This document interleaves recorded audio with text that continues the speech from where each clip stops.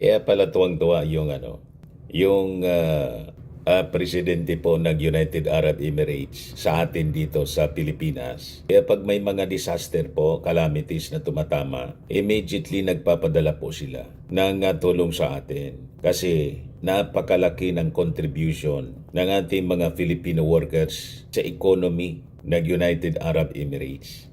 Ganon pala mga kababayan. Kaya ito kailangan nating ibalita din kasi dito sa Pilipinas po, punong-puno ng mga masasamang balita. Yung mga magagandang kaganapan po sa ating bansa, natatakpan po ng lahat kontrobersy. Lahat na lang si Kiko Barsaga ang balita dito. Kung hindi si Kiko, si Atong Ang, si Libiste. At mga flood control scandal po.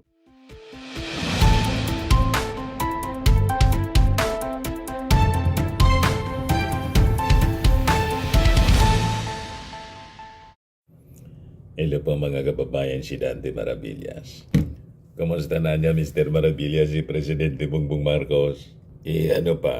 Tuloy-tuloy lang mga kababayan sa kanyang paglilingkod sa ating bayan. As you know, galing siya sa very productive working visit po sa Abu Dhabi, United Arab Emirates. At naging very productive po yung kanyang working visit doon. Pinirma ng ating Pangulo mga kababayan with UAE President Sheikh Mohammed bin Zayed Al Nahyan ang Comprehensive Economic Partnership Agreement or CEPA para lalo lumakas ang economic ties between Manila and Abu Dhabi.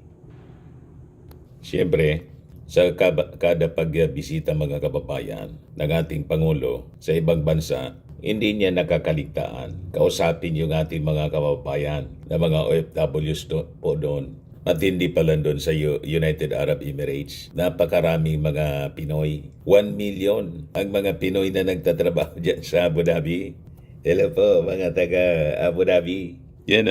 According to His Excellency Alfonso Ferdinand Ver, Philippine Ambassador to the United Arab Emirates, there are 1 million Filipinos living and working in the country.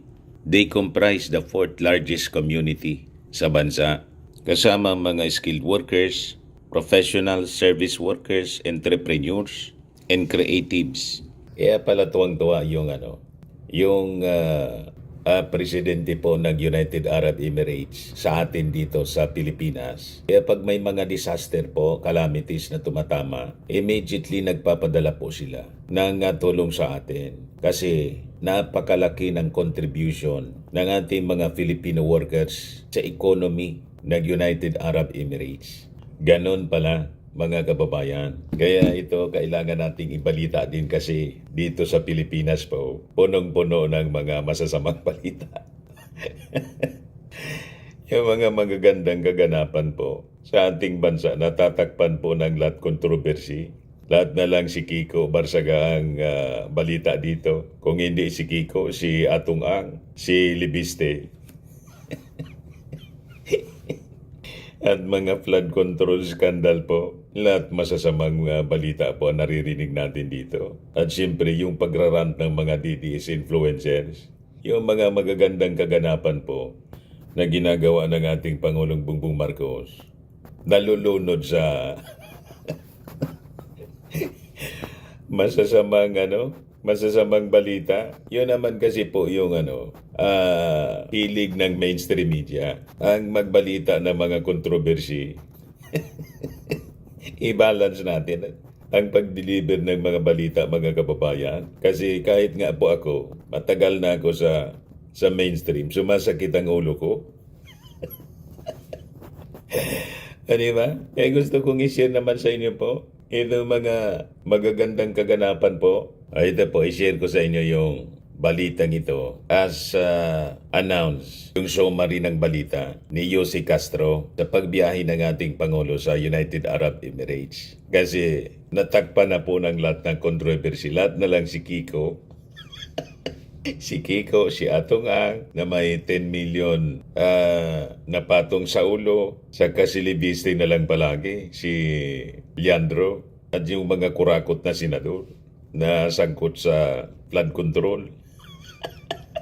Kaya ito i-share ko sa inyo yung summary ng lakad ng ating Pangulo. Halina't pag-usapan natin ang mga naganap sa biyahe ni Pangulong Ferdinand R. Marcos Jr. sa kanyang working visit sa United Arab Emirates. Isinagawa ni Pangulong Ferdinand R. Marcos Jr. ang kanyang working visit sa Abu Dhabi, United Arab Emirates upang palalimin ang ugnayan ng Pilipinas sa kanyang katuwang na international partners sa kalakalan, depensa at pagsusulong ng sustainable development. Nakipagpulong kay His Highness Sheikh Mohammed bin Zayed Al Nahyan upang talakayin ang ugnayang Pilipinas-UAE. Sinaksihan ang paglagda ng Memorandum of Understanding sa Defense Cooperation at ng Comprehensive Economic Partnership Agreement, ang kauna-unahang free trade agreement ng Pilipinas sa Middle East na magpapababa ng taripa at magpapalawak ng merkado. Dumalo ang Pangulo sa opening ceremony ng Abu Dhabi Sustainability Week 2026. Nakatuon ang pagtitipon sa paghahanap ng solusyon para sa climate change, renewable energy at sustainable development. Nakipagpulong ang Pangulo sa Damak Digital upang talakayin ang kanilang pamumuhunan sa Pilipinas, kabilang ang pagtatayo ng pinakamalaking data center sa Laguna at Diba? pagtataguyod ng Pilipinas bilang Good hub news. para sa data centers, cloud services at AI-driven technologies. Hindi niya pinalampas ang pagkakataon na kumustahin ang Filipino community sa UAE at tiniyak ang patuloy na suporta ng pamahalaan sa kapakanan, kaunlaran at pagkakaisa ng mga Pilipino sa ibang bansa. Naging produktibo, makabuluhan at nagbunga na magagandang kasunduan sa pagitan ng Pilipinas at ng United Arab Emirates. O di ba? Para mabalansi naman po ang daloy ng mga balita, lahat na lang masasama. O di ba po? Yung mga kapakipaginabang po na mga kaganapan, ginagawa ng ating Pangulo, natatakpan ng mga masasamang kaganapan dito sa ating bansa. Yung ating mga kababayan pa naman, mas mahilig sa bad news kaysa sa good news. Mas interesado po sa mga intriga, sa mga corruption stories. Kaya minsan, napakaraming ginagawa yung ating Pangulo. Hindi na po malaman, hindi na makarating sa ating mga mamamayan. Lahat na lang intriga. O ngayon, yung ating Pangulo nakabalik na sa ating bansa. Sabak agad siya sa mga trabaho niya dito. Kapon nga, galing siya sa Cebu. Ayan ang ating Pangulo. Ano yan, Mr. Maravillas? Turnover po niya ng mga medical equipment sa Cebu Provincial Hospital. Di ba? Yan, sabi dyan, pinangunahan ng ating Pangulo ang turnover at tulong pinansyal. Kasama yung mga turnover po, wheelchair, x-ray, ultrasound machines at gamot sa Cebu Provincial Hospital, Balamban. At iba pang mga ospital sa Cebu. At sa pamamagitan ng zero balance billing ng PhilHealth, mga programang gamot, yakap at bukas, tiniyak ng Pangulo na mas maraming Cebuano magkakaroon ng kasiguruhan sa kanilang kalusugan at mas mailapit ang dekalidad na serbisyong medikal, lalo na sa mga malalayong komunidad at pasyenteng nangangailangan. Tapos pinuntan din ng ating Pangulo yung naming and delivery ceremony ng isang 81,200 metric ton type methanol dual fuel Kamsar Max bulk carrier sa Cebu. May shipbuilding po sa Cebu, di ba? Pag-ari ng Japanese company. Ayun, pinuntan din ng ating Pangulong Bongbong Marcos. Kasi sa pag-ikot ng ating Pangulo, laging multiple events yung kanyang pinupuntahan para hindi nasayang yung kanyang pag-ikot. Ganon ang style ng ating Pangulong Bongbong. Yan naming and delivery ceremony of hull number AC443. Isang 81,200 metric ton na barko. Methanol powered siya po. Gawa ng Chunisi Shipbuilding Company. Isang Japanese company, mga kababayan, na nag-operate dito sa bansa. Gumagawa ng mga barko. So sabi dito, during President Marcos Jr.'s working visit to Osaka, Japan last year, he met with company executive to discuss Chunisi's plans in the Philippines, which included today's ceremonial event. itong dual fuel methanol powered bulk carrier na ang sabi, the world's first of its kind siya na methanol powered. Isang large cargo vessel capable of operating on both methanol and conventional fuels, significantly reducing emissions compared to traditional ships. Yan po yung pinunta ng ating Pangulo. So lahat lang siya, yung mga ginagawa niya para sa pagpaunlad ng ating bansa. Pati po ang Cebu kilala sa buong mundo sa paggawa ng barko. Noon pang panahon po ng galleon trade, panahon ng mga Kastila, kilala na po yung Cebu. Ito yung gustong ma-develop mga kababayan ng ating Pangulo sa pamamagitan ng pakikipag-ugnayan sa mga shipbuilders sa mundo. At isa dyan ang Japan sa magaling sa paggawa mga kababayan ng mga barko. Nag-invest sila dito ngayon sa shipyard ng Cebu. O di ba? Napakaganda yung mga pinagagawa ng ating Pangulong Bongbong Marcos para sa pag-unlad ng ating bansa. Ito mga kontrobersya sa kung anong kinasangkutan ng mga kurakot sa gobyerno. Lahat ito po sakit sa ulo lang. Di ba po? Sabi ko, i-balance natin yung pag-deliver ng mga balita. Nakakarindi na po.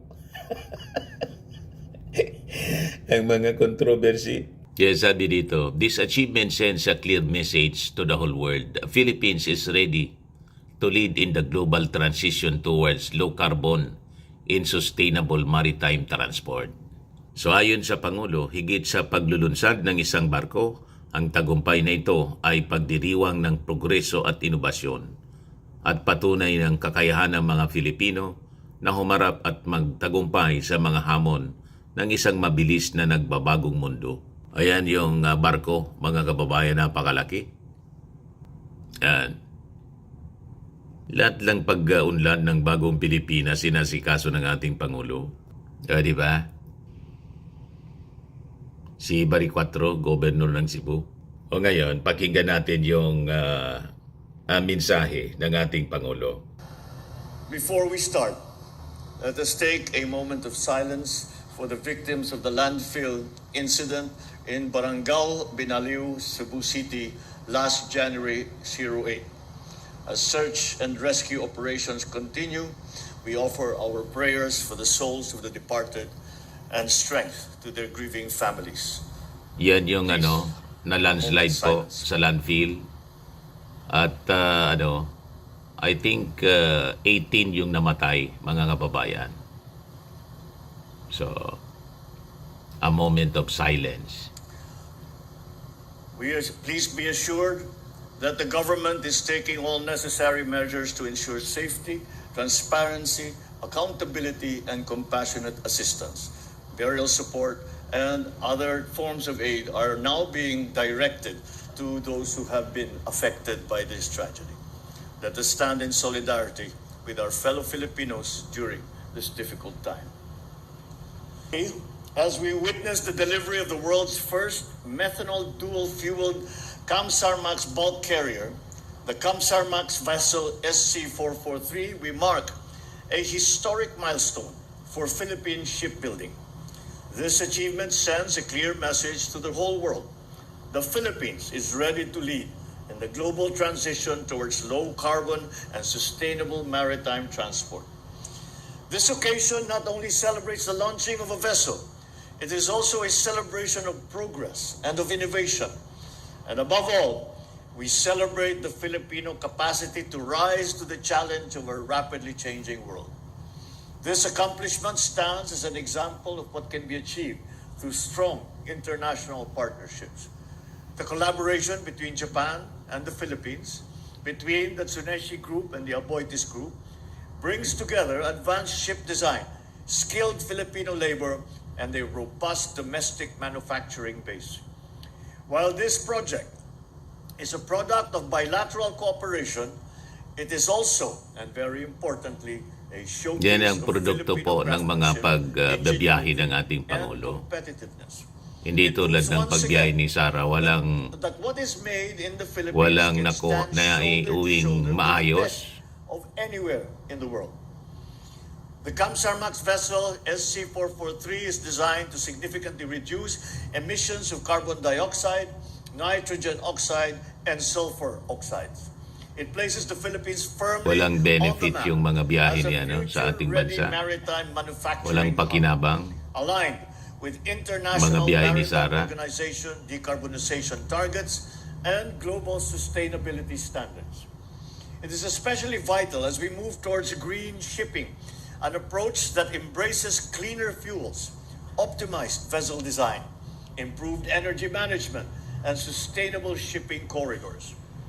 They are concrete steps towards protecting our environment while continuing to grow the economy. And why does this matter? Because as global regulations become stricter, the demand for low emission and alternative fuel vessels will only grow. Philippine shipyards that can deliver these vessels gain access to premium international markets. Green vessels also open doors to sustainability-linked loans, green bonds, and climate finance, bringing new investment into our shipbuilding sector. And beyond shipyards, this transition fuels growth in ancillary industries, advanced marine components, coatings, materials, and energy-efficient systems, strengthening the entire manufacturing ecosystem. We are one of the world's largest shipbuilding nations. As of November 2025, we have over 130 registered shipyards nationwide, Dami employing na pala. over 11,000 workers, 70% of whom are skilled professionals, such as welders and fitters. In 2024, we constructed 484 vessels, from fishing boats to passenger and cargo ships. This only shows that this industry continues to be vibrant, dynamic, and is growing. This administration also remains fully committed to strengthening the shipbuilding and ship repair industry by enhancing its competitiveness, sustainability, and strategic capacity. We have the corporate recovery and tax incentives for enterprises, or the CREATE law, to provide fiscal and non-fiscal incentives to encourage modernization, the adoption of low-carbon technologies, and higher value manufacturing. May the delivery of this methanol-fueled Kamsarmax vessel stand as a symbol of what we can achieve when innovation meets purpose. Di ba? Yun ang pinagagawa ng ating Pangulo. Makabuluhan. Lahat para sa pagpaunlad ng ating bansa. Lahat para sa future ng ating mga kabataan, na mabigyan sila ng opportunity na makapagtrabaho sa mga shipbuilding industries, growing shipbuilding industry dito sa ating bansa. Napakarami na pala ang napoproduce nating mga barko. Kita ninyo mga kababayan, kaya malabo na ang ating Pangulo bangag. Di ba? Napakahusay ng ating Pangulo. Kaya ang naniniwala ng ating Pangulo bangag, yung mga bangag na mga DDS man lang. Ayan man lang po, mga kababayan, yung short video natin. Ako po si Dante Maravillas. Bye-bye po. God bless.